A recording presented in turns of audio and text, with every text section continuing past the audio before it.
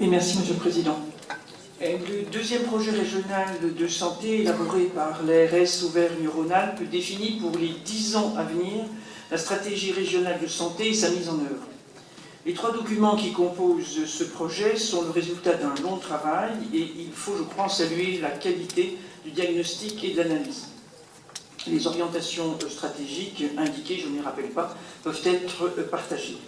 Le 4e document porte sur le suivi et l'évaluation et est donc un élément essentiel dans la mise en œuvre du projet.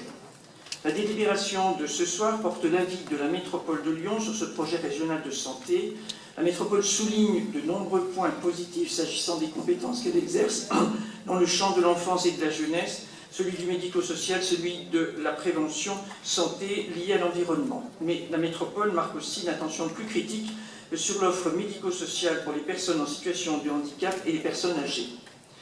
Notre groupe souhaite insister sur 3 points. Premier point, les moyens nécessaires pour la mise en œuvre. Rien sur les moyens financiers, sur les moyens humains, pas plus. Or, par exemple, favoriser le retour rapide au domicile, l'ambulatoire, le maintien à domicile impose un accompagnement humain qu'il faut pouvoir assurer en termes de compétences, donc de formation, et en termes de coûts. La territorialisation, le 2e point. Lorsqu'il s'agira de mettre en œuvre concrètement, comme par exemple la création de lits ou de places ou leur suppression, se révéleront les paramètres nombreux et divergents entre les territoires.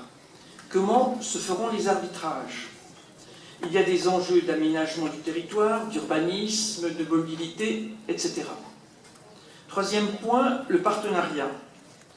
Les acteurs du champ médical, les acteurs du champ social sont nombreux. État, collectivités, professionnels, institutions, associations. La mutualisation est une ambition nécessaire, mais on ne peut nier les difficultés et les complexités.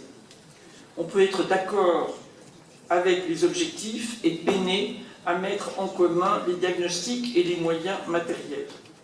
Le partenariat ne peut être une simple incantation. Pour ces 3 raisons, notre groupe s'abstiendra sur ce rapport. Pour terminer, 2 remarques. Première remarque, le suivi de la mise en œuvre est fondamental et il faudra que la métropole ait non seulement une vigilance, mais aussi une forte présence dans toutes les instances qui piloteront les actions qui la concernent ou qui concernent son territoire.